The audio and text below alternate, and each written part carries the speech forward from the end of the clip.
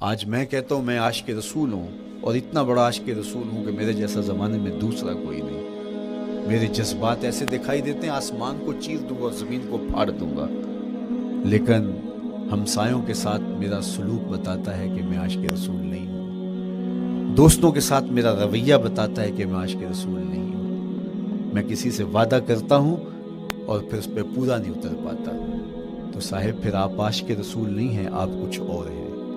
عشق رسول تو یہ ہے کہ میرے محبوب علیہ السلام نے کسی سے عہد کیا ہے کہ تمہارے آنے تک میں یہاں کھڑا ہوں، اور وہ جا کے بھول جاتا ہے، اور میرے حضور 3 دن وہاں منتظر رہتے ہیں۔ وہ اچانک گزرا اور دیکھا تو حضور علیہ السلام کھڑے ہیں، تو خود پریشان ہوا، صرف اتنی بات اسے کہی، صاحب تو نے مجھے مشکل میں ڈال دیا، تو نے مجھے مشقت میں ڈال دیا۔ عہد کیا ہے تو پھر اس کی پاسداری نبھا کے دکھائی۔ اللہ اکبر! میں اگر حضور سے محبت کرنے والا ہوں تو میرا رویہ بتائے کہ میں عاشق رسول ہوں۔ میری زبان پہ جھوٹ نہیں بول سکتی۔ آپ سے پوچھا گیا کہ مومن بزدلی کر سکتا ہے؟ کہا نہیں، بہادر ہوتا ہے، لیکن ہو سکتا ہے کبھی اس سے بزدلی سرزد بھی ہو جائے۔ پھر پوچھا گیا کہ مومن بخیل ہو سکتا ہے؟ کہا نہیں، سخی ہوتا ہے، لیکن ہو سکتا ہے کبھی اس سے بخل بھی سرزد ہو جائے۔ پھر تیسرا سوال حضور سے کیا گیا، مومن جھوٹا ہو سکتا ہے؟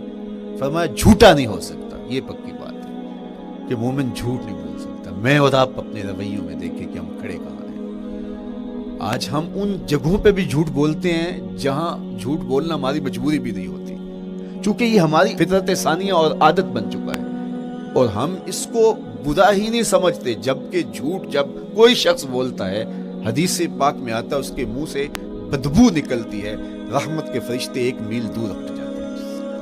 اور سویر سے شام تک جب ہمارے معمولات یہ ہوں تو پھر ہم کہاں کھڑے ہیں اور رحمت کے فرشتے کہاں کھڑے ہیں؟ تو حضور علیہ السلام کی سنت کا اتباع حضور کی محبت کی دلیل ہوگی۔ امام قرطبی نے لکھا ہے، اللہ کی محبت کا کوئی دعویٰ کرے تو کیا دلیل ہوگی کہ یہ واقعی محب الہی ہے؟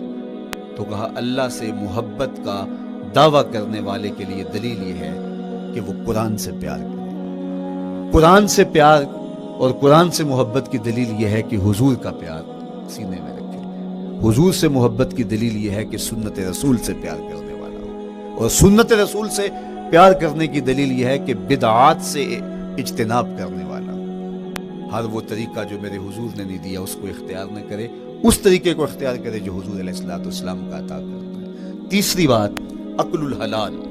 یہ وہ بنیادی اصول ہیں جو ہماری زندگیوں میں اتر جانے چاہیے، اور ہم ایک صالح اور خوبصورت انسان بن کے اس معاشرے کا حصہ بن سکتے ہیں۔ عقل حلال زندگی میں شامل ہو تو زندگی کو جمال نصیب ہوتا ہے، اور باطن اور ظاہر کو طمانینت نصیب ہوتی ہے۔ اگر رزق پاک نہیں ہے تو آپ کعبے بھی جائیں تو وہاں بھی آپ محروم پلٹیں گے۔ میرے حضور علیہ السلام نے فرمایا، ایک بندہ لمبا سفر کر کے گیا، اشعث اغبر کے لفظ ہیں، اس کے بال بکھرے ہوئے ہیں، سفر کی گرد پڑی ہوئی ہے، اور لباس بھی پھٹا ہوا ہے، شکستہ حالت، پراگندہ صورت، اور کھڑا ہے کعبۃ اللہ کے سامنے، یمد یدیہ، دونوں ہاتھ لمبے کر کر کے دعا مانگ رہا ہے، اور کیا کہتا ہے؟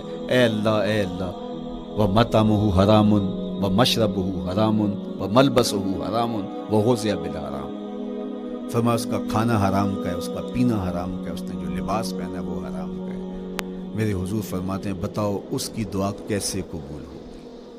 اب لمبا سفر کاٹ کے حرم کعبہ میں پہنچے، غلاف کو پکڑ پکڑ کے دعائیں کر رہا ہے، لمبے لمبے ہاتھ کر کے دعائیں مانگ رہا ہے، ملتزم سے لپٹا ہوا ہے، حتیم میں سجدہ ریز ہو کے رو رو کے دعائیں مانگ رہا ہے، لیکن دعا قبول نہیں ہوتی۔ کیوں؟ اس لیے کہ اس کے پیٹ میں لقمہ حرام کا ہے، اس کے بدن پہ لباس حرام کا ہے۔ تو اسلام نے جتنا زور حلال کمانے، حلال کھانے اور حلال اختیار کرنے پر دیا ہے، تو ایک مومن اگر اسلام کے مبادیات سے بھی آگاہ ہو تو اس کی تو زندگی کے اندر جو ہے وہ حرام گھس ہی نہیں سکتا ہے، بلکہ وہ مشکوک سے بھی اجتناب کرے۔ چوتھی چیز، کف الاذی۔ اپنے آپ کو ایسا بناؤ کہ تمہارے وجود سے کسی کو ضرر اور تکلیف نہ پہنچے۔ ہمارا اسلام تو ہمیں یہ بتاتا ہے کہ تم پیاز یا لہسن کھا کے مسجد میں نہ جاؤ کہ تمہارے منہ سے جو سمیل آتی ہے اس سے کسی کو تکلیف نہ پہنچے۔ تو یہ اسلام کی دی ہوئی تعلیمات ہیں کہ مسجد میں بھی جانا ہے تو اپنے آپ کو دیکھو کہ تمہاری حالت کیا ہے، تمہاری وجہ سے کسی کو تکلیف نہ پہنچے، تمہارے رویے اتنے خوبصورت ہوں، تمہارے ہمسائے بتائیں کہ یہ واقعی مسلمان ہے۔ مسلمان کی تعریف کی گئی، المسلم من سلم المسلمون من لسانہ و یدہ۔ مسلمان کون ہے؟ جس کے ہاتھ سے، جس کی زبان سے دوسرا مسلمان بھائی محفوظ ہے، تو وہ مسلمان ہے۔ اللہ اکبر۔ ہم یہ جو کہتے ہیں السلام علیکم، اس کو کہتے ہیں تحیت المسلم، مسلمان کا تحیت۔ تو اس میں اس کے معنی پہ غور کریں تو ہم اس کو ضمانت دے رہے ہوتے ہیں، السلام علیکم، تیرے اوپر سلامتی ہو۔ تو ہم اپنی جانب سے اسے ضمانت دیتے ہیں، میرے بھائی میری طرف سے تیری عزت، تیری جان، تیری آبرو سلامت ہے، اب میری جانب سے تو پریشان نہیں ہونا، میں تجھے سلامتی کی ضمانت دیتا ہوں۔ اور وہ آگے سے کیا کہتا ہے؟ وعلیکم السلام، میرے بھائی پھر میری جانب سے بھی تیرا سب کچھ محفوظ ہے۔ اگر سلام کا مفہوم اچھی طرح ہماری روحوں میں اتر جائے تو پھر ایسا ہو نہیں سکتا کہ ہم جس کو السلام علیکم کہہ دیں پھر اس سے ہم دھوکہ کریں یا اس کی آبرو پہ حملہ آور ہوں یا اس کے مال پہ حملہ آور ہو جب السلام علیکم کہہ دیا۔ چونکہ جو ہمیں لفظ بولنے کے لیے کہا گئے ہیں اس کے پیچھے فلسفہ لفظ ہوگا۔ یہ پھول ہیں، ان کو دیکھ کر سبحان اللہ کہنے کا کہا گیا ہے، پہاڑوں کو دیکھ کے اللہ اکبر کہنے کا کہا گیا ہے۔ پہاڑوں کو دیکھ کے سبحان اللہ کہہ دیں اور پھولوں کو دیکھ کے اللہ اکبر کہہ دیں، ایسا کیوں نہیں کہہ دیتے؟ لیکن نہیں، اس لیے کہ جب پہاڑوں کو دیکھتے ہیں تو دل میں ان کی ہیبت پیدا ہوتی ہے۔ اتنے بڑے پہاڑ، سمندر کو دیکھتے ہیں تو اس کی ہیبت پیدا ہوتی ہے، اتنا بڑا سمندر تا حد نظر پھیلا ہوا، تو جب اس کی بڑائی پیدا ہونے لگتی ہے تو فوراً پلٹایا گیا اللہ کی بڑائی کی طرف اور کہا بول اللہ اکبر، یہ نہیں میرا اللہ بڑا ہے۔ اور پھول کو جب دیکھا تو اس کی لطافت کی طرف الجھنے لگے، کتنا خوبصورت ہے، درزوں میں کیسے خوشبو بسی ہوئی ہے، کیسے رنگ ہیں، کیسے جمال ہیں۔ اللہ اکبر۔ وہ کیا کسی نے کہا تھا نا کہ درزوں کی لطافت میں خوشبو نے اماں پائی، گل چیرنے والے نے کس شان سے چیرا ہے۔ تو کیا کمال ہے یار، کیا پتیاں ہیں، کیا رنگ ہے، کیا خوبصورتی ہے، کیا لطافت ہے۔ الجھنے لگے، کہا بول سبحان اللہ، یہ کیا ہے، جس نے رنگ بھرے ہیں وہ پاک ہے۔ تو تیرا دل الجھ نہ جائے تو جو ہم بولتے ہیں، لفظ جہاں بھی بولتے ہیں اس کے پیچھے ایک فلسفہ ہوتا ہے۔ السلام علیکم یہ تحیت المسلم ہے۔ جب ہم کسی کو کہتے ہیں السلام علیکم تو اس کو ہم نے ضمانت دے دی، بس بات ختم، اب جو ہے وہ میری جانب سے تو محفوظ ہے۔ لیکن ہم سلام بھی لے رہے ہوں گے اور ہاتھ بھی کاٹ رہے ہوں گے اور اس کی جیب بھی کاٹ رہے ہوں گے، پھر سلام نہیں لیا، ہم نے منافقت کی ہے۔ تو کف الاذی چوتھی چیز، اور پانچویں چیز اجتناب المعاصی، گناہوں سے اپنے آپ کو بچا کے رکھنا۔ نیکی کرنا بہت اہم ہے، لیکن نیکی کرنے سے زیادہ ہم اپنے آپ کو گناہوں سے بچانا ہے۔ چونکہ شر کی قوتیں ہمارے ساتھ جڑی ہوئی ہیں، اس لیے اپنے آپ کی حفاظت جب ہم کریں گے تو ہم ایک اچھی صورت میں آگے بڑھیں گے۔ اور چھٹی چیز وہ ہے التوبہ۔ توبہ تسلسل کے ساتھ کرتے رہیے۔ یہ تصور کہ بڑھاپے میں توبہ کریں گے، یہ تصور کہاں سے آیا؟ یا ہمارے ہاں آج کل یہ کلچر پیدا ہوا ہے کہ لیلۃ القدر یا شب رات کے دن سارے جڑ کے توبہ کرنے بیٹھ جاتے ہیں اور پورا سال اپنی مرضی کی زندگی گزارتے ہیں۔ ایسا نہیں ہے۔ میرے حضور کے دامن پہ ایک بھی گناہ کا دھبا نہیں تھا۔ ہم نبیوں کی عصمت کے قائل ہیں، کسی نبی پر کوئی گناہ کا دھبا نہیں ہوتا۔ اگر اس امکان کو بھی تسلیم کر لیا جائے تو ساری شریعت مشکوک ہو جاتی ہے، لیکن اس کے باوجود حضور فرمایا میں دن میں اللہ سے 100 بار توبہ کرتا ہوں، ایک دن میں 100 مرتبہ توبہ کرتا ہوں۔ میں اور آپ دیکھیں کہ ہم کیا اس معمول کو اپنی زندگی میں شامل کیے ہوئے ہیں۔ جب انسان توبہ کرتا ہے، جب غسل کر لیتا ہے نا ایک دفعہ، تو پھر وہ بچ بچ کے چلتا ہے کہ کوئی گرد دوبارہ پڑ نہ جائے، اور جب وہ لتھڑا ہوا ہو تو پھر اس کو پرواہ بھی نہیں ہوتی۔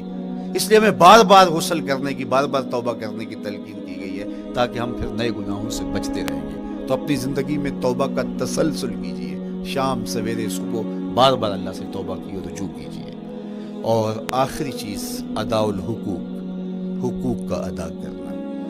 ہمارے ذمے جو حقوق عائد ہوتے ہیں وہ ہمارے والدین کے ہیں، وہ ہمارے بہن بھائیوں کے ہیں، وہ ہمارے دوستوں کے ہیں، ہمسایوں کے ہیں، ہمارے اساتذہ کے ہیں، کلاس فیلوز کے ہیں۔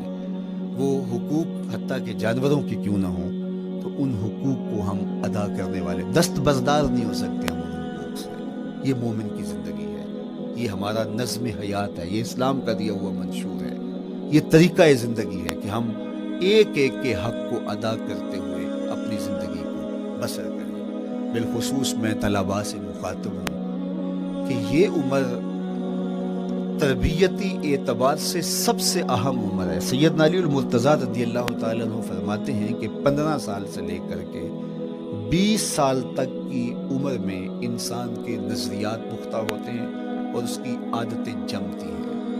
یہ دوسرے کہتے ہیں 13 سے 19 سال تک کی عمر، وہ کہتے ہیں یہ بڑی اہمیت کی حامل